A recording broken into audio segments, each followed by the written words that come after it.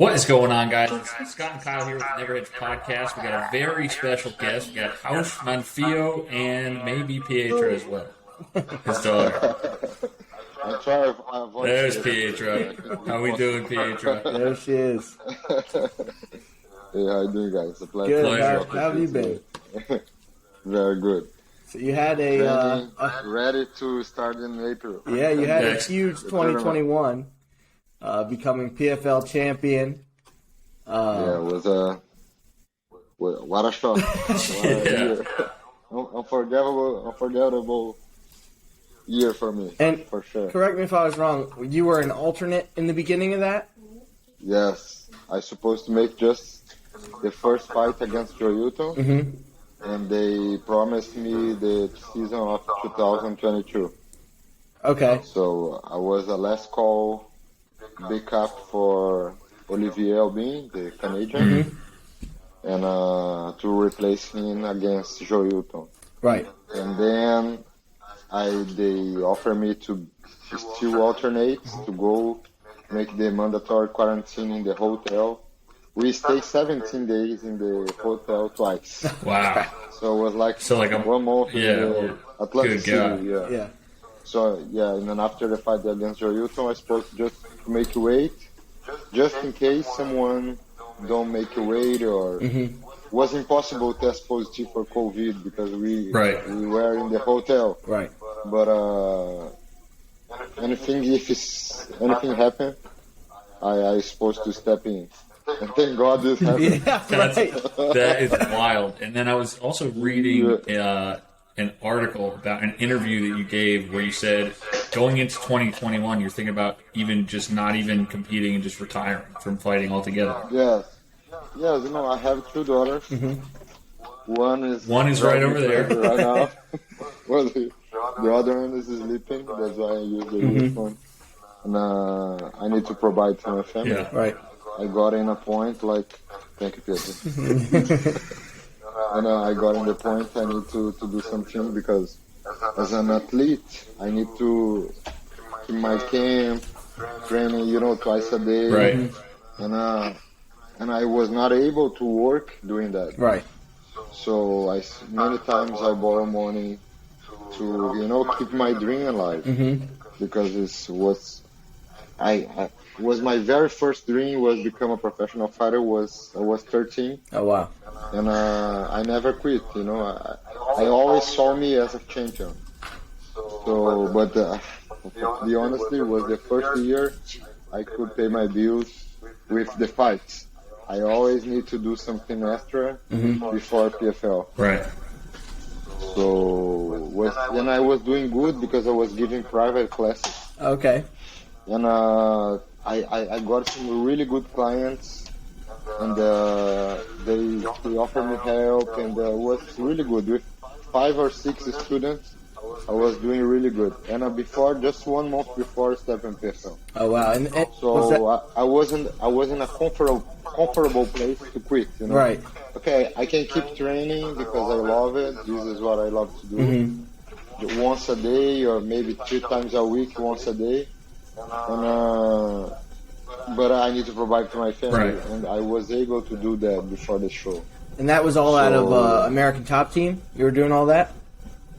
Yeah. Yeah. Yeah. I called Brian Butler, my manager, and I told Brian, I know you are really trying. I know it's not your fault, because before PFL I got 9 fights canceled. Oh my God. 9 fights. Jesus. For many reasons. As a Christian, I always believe God has a plan for me.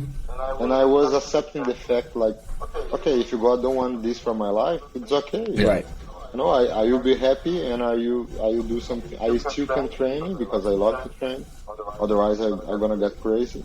But I need to do something extra. Right. It's okay. I was accepting this fact. And the last month before PFL, I called Brian and I thought, okay, I don't want to work with you anymore. I know you're a great manager. The guy worked with Jose Namajunas, with Douglas Lima from Bellator, many champions.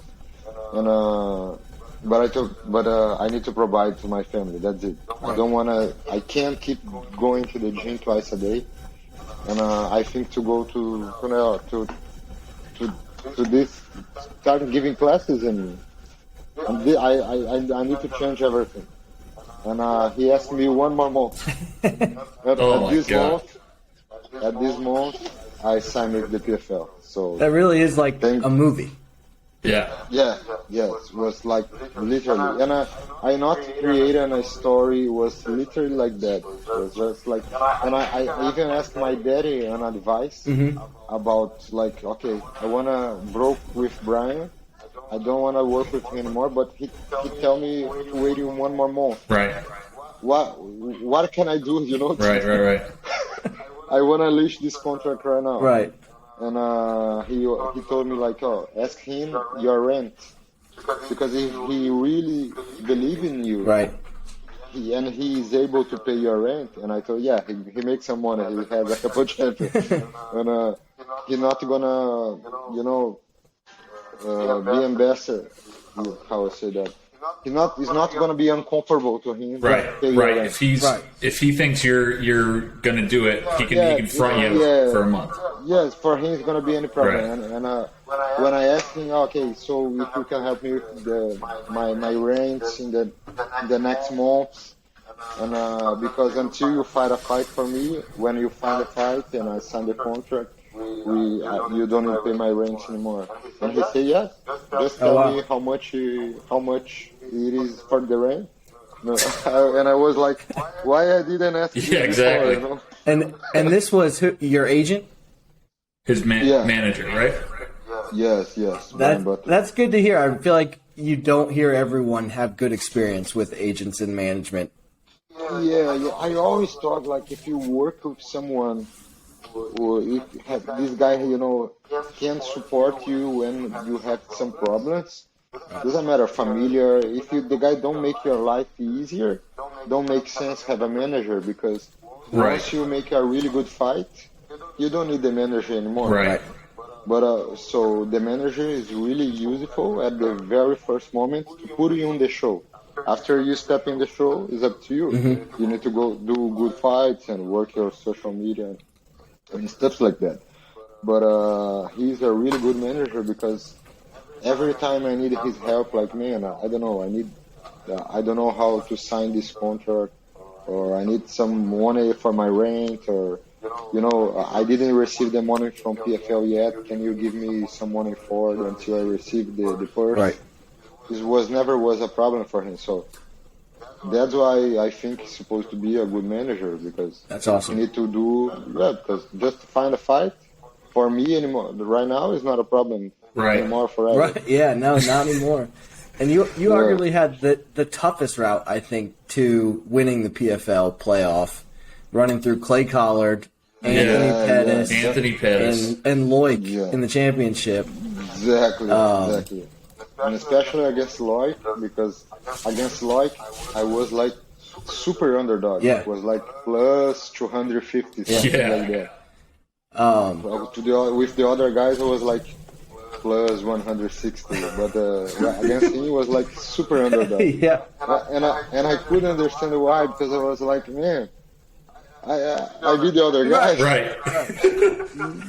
We're supposed to have a balance, and even in the final, they don't believe me. But for me, it was awesome, because I talked before the fight. They will tell after the fight, 4 times underdog and now champion. Right. And this really happened. So thank God, it was like extraordinary for me. So since winning the tournament, what have you been up to? Man, after I took like 4 weeks off. Mm-hmm. I always had this pain on my knee, and I have some time to treat with stem cells, this expensive stuff. Now now you get the good stuff. Now you get the top stuff, Joe. Now I can have this good stuff. None of this well shit that everyone else is getting. Yeah, exactly. And I took this time 4 weeks totally off. with my family. We got in the Disney, in the Orlando. We travel a little, you know. We make a couple dreams come true. Yeah, that's what was my wife's dream, go to Disney and this kind of stuff. That's awesome. She was more excited than the kids, for sure. That's how. Do you follow like American football at all? Like, do you follow like the NFL at all? No. Okay, well, whenever the the team that wins the Super Bowl, they always go up to the winning team's quarterback, and the winning team's quarterback always, without fail, they got some deal with Disney. They always say, "I'm going to Disneyland." So that's basically you fulfilled that. Yeah. The champions trophy is going to Disney World. It's going to Disney family. Yeah. Yeah. So because I did with this 8 months when the season starts, I was really selfish against myself. I told my wife, like, okay, if God really blesses us with this year, with this tournament, we're gonna change our life forever. Right. So give me this time and take care. You know, it's me and my wife, and we have no family here, so we have 2 kids. Mm-hmm. And at that time, we have no money to put the kids in the school or have a babysitter once in a blue moon. But so she was like my number one support because, okay, I let you training, and you need to win. For God's sake, you need to win. Because these kids are driving me crazy. Right. So. And you did it. And I didn't. So for me, it was like, God, thank you. I'm trying to offer this story for that company who make like Christian movies, because man, I just spoke like 30% of what happened inside the hotel, right. how was, you know, because the moment when I returned against to the show was not against Anthony Pettis, was against Natasha. Yeah. And he is the godfather of theater. Oh my God. So I was like, man, I really need to beat you. Please. you are already rich. You got this twice. Yeah. Make it easier for me. I promise I won't cinch the guillotine in quite so hard if you tap quick. Exactly. And we laugh, but we was like, we would really fight for real and make a real fight, because he's a Christian too, and I was like, okay, we can't cheat on this fight, right? Because if God put us here, we need to honor, right? And maybe they can use our fight forever, because they will never can tell MMA is a super violent sport and the guys hate each other. No, it's still violent, but you can tell, because I love the guy. The guy is the godfather of one of my best friends ever, and I would fight him to try knock him out with my job. Mm-hmm. So I start to think like, okay, this is gonna be good for sport. Maybe this fight's gonna be. They will speak about this fight forever, as a good example. And I try motivating me, because think to fight him was really bad for me. You know, I got to, and after the waiting, my manager called me, Brian called me again, and God, hear your prayers. You're not gonna fight Nathan anymore. You're gonna fight Pettis in 2 weeks. You just need to make the weight. Oh my God! So, and for me, it was like, no problem. And they told me, and he told like, and because you make the weight, they're gonna pay you this fight. Oh, nice. Yes. Yeah. So I was like, man, really? See, if they wanna make more weight, I can make more. Every week I make a weight. It's not a problem. Right. Just buy me a sauna. Super broke. Make weight every week. I was super broke at that time. And so thank God I fought Pettis. It was the fight I really wanted, because against him I am his fan. Yeah. So against him I didn't need to study his moves, because I watched a lot of times. You know, I knew. I know, like, okay, he's very dangerous with the spinning back kicks. So if you watch the fight, every time he spin, I was already in his There back. you go. I started, so was in the paper for me was the toughest fight, but in the fight was the easier one, because I knew what he going to do. Right. When he spin, when he punch, when I felt his hand, like, okay, I have more power in my hand. If you exchange punches, it's better for me. And I push him, and I respect him when he's really good. But it was like I like to fight him, And fight Anthony Pettis was really motivating. Yeah. No one could take that win for me because I was really, really happy to be there. It was a really honor.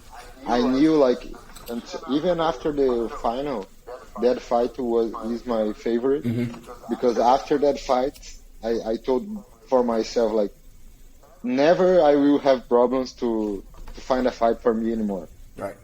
Because I beat Anthony Pettis. Right. And this forever is going to be on my record. So, and thank God everything changed after that fight. I got sponsors, and even in the Brazilian media, they start to speak about me. Maybe I could be the champion in the year. And every day was a really good new surprise for me. That year was really good. Yeah, now the ball's in your court. You're going to be staying with PFL? Yes. Yep. As a champion, I have the exclusivity contract with them. Okay. So, but even if I could move like for UFC, I would prefer staying PFL. I have my sponsors for the season. I like to have sponsors really good. Yeah. To pay your bills that sponsors helps. and don't get concerned about how you're gonna pay your bills. You need to win the fight and this. I gotta no, not anymore. Now I need to organize myself to live as a professional MMA fighter, and I really like MMA format in PFL because I know when it's gonna be my vacation, so I can tell my wife, okay, the season start again. Don't talk to me anymore. Leave me alone. Yeah. And I have the time to focus on myself, but I also have the time to rest because I know exactly the date of the next fight. Right. So it's really good. We start the season knowing when you're gonna fight again. So you can prepare yourself, recover from the injuries, and it's really good when you know when your next fight. Yeah, and as a fan, I like the PFL style too because you don't get, like in the UFC, how certain guys, if they talk a lot, they could jump the ranks. Right. Right. Yeah. The PFL avoids all that and kind of adopted more of like a regular professional sports schedule, like you were saying. You need to have your merits together. Right. And the score points I like it too, because even if I win the next two fights, it's not guaranteeing I go to the playoffs. Right. You're starting back at zero. You need to get a risk and push yourself a little bit in the middle of the fight to try finish this. Right. Because maybe if you finish fast, you don't need to to worry about the playoffs. So this is important. Yeah. So keep you motivated. Yeah. It's very difficult. You see like a boring fight in PFL because of that. Everybody is trying to score points. Yeah. Right. By the end of the playoff, how many injuries do you have? Has that been a problem, or has that? No. Really? Against my fight against Clay, the only thing was hurt was my face. Long time I didn't got. He hit me a lot. Not really heavy, but a lot of volume. Right. He's a really good boxer. And I was score here.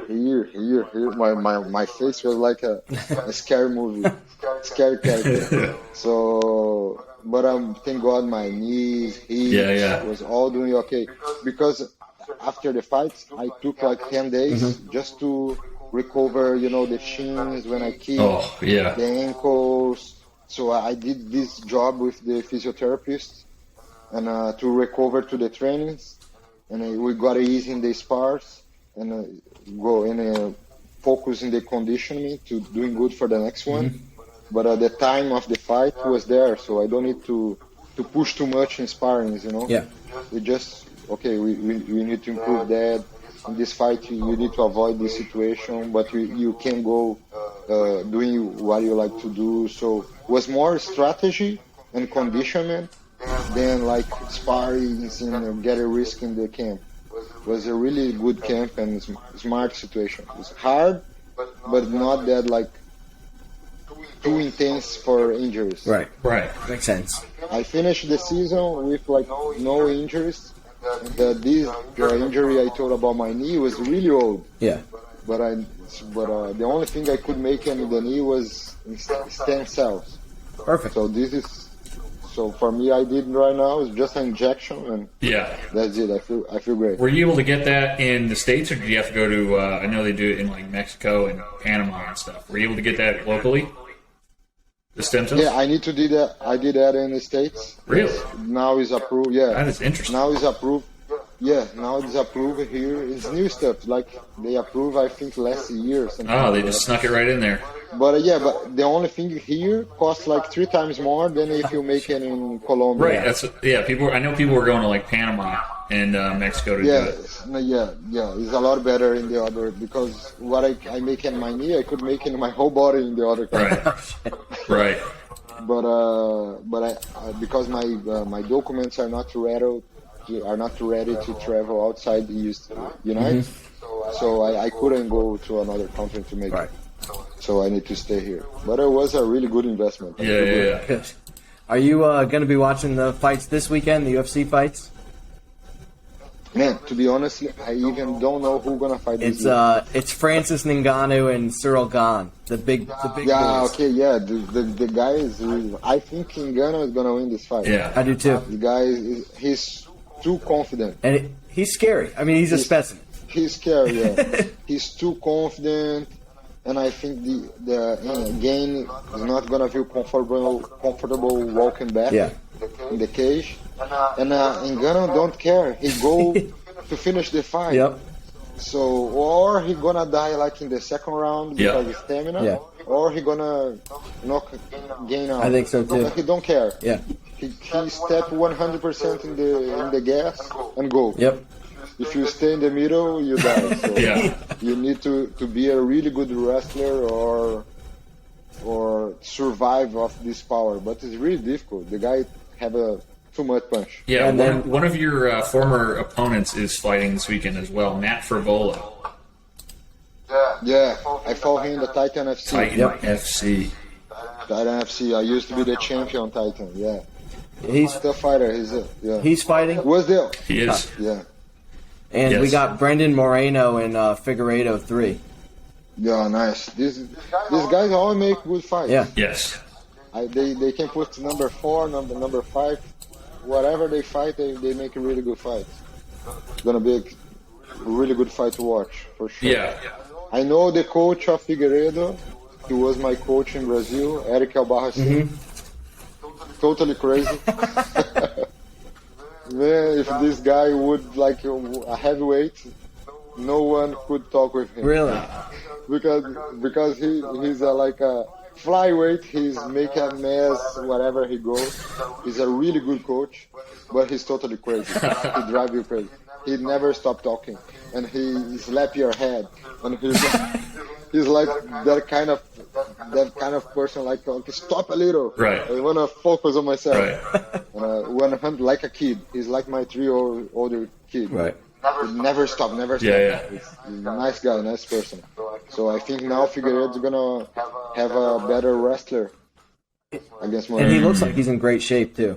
Yes. Yeah, because I remember he's very smart to help his athletes to make the weighting cut. Okay. He don't let the guys go there like weighing 25 pounds heavier in the week. Yeah. Before the weighting. That was a big problem for him last time. Yeah.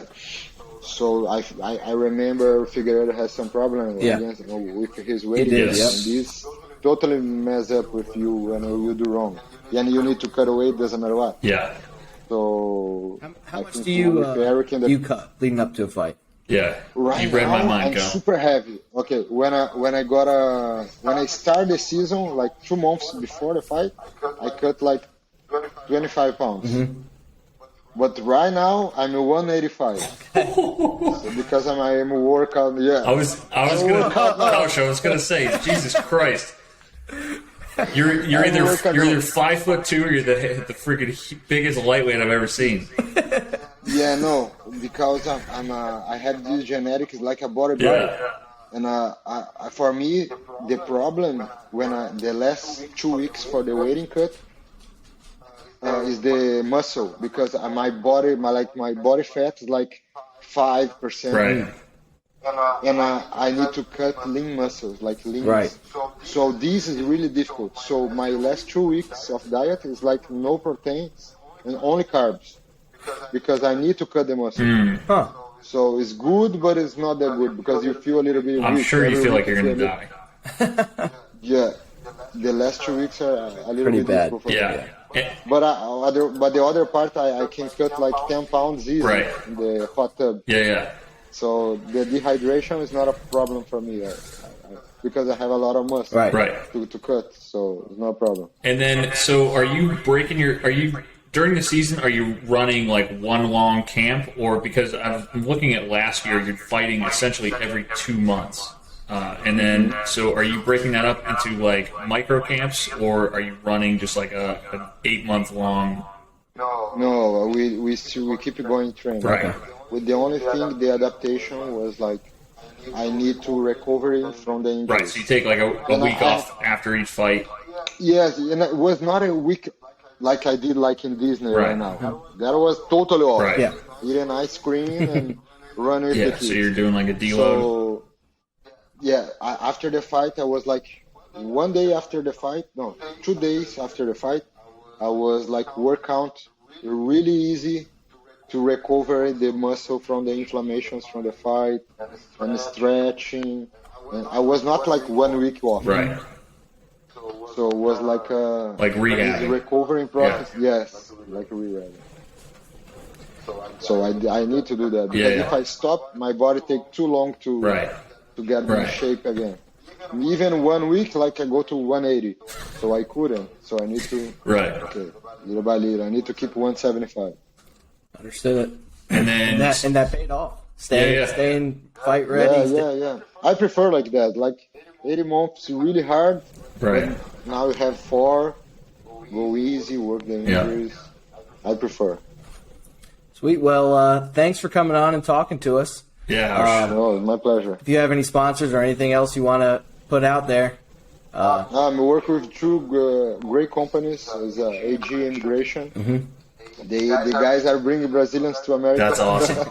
They make the green cards, the documents. No, they are making my dream come true here, to live here Very in cool. the United States. And the MidTech, they are bringing dentists from Brazil to live here. Oh, there you go. So almost one make like the degree of the dentist make valid here. So they can for the work here. Right. And the other company make their green card There you to live go. here. So Awesome. they work together. Yeah. Thank God, and they believe in my job, and we are doing together this for this season.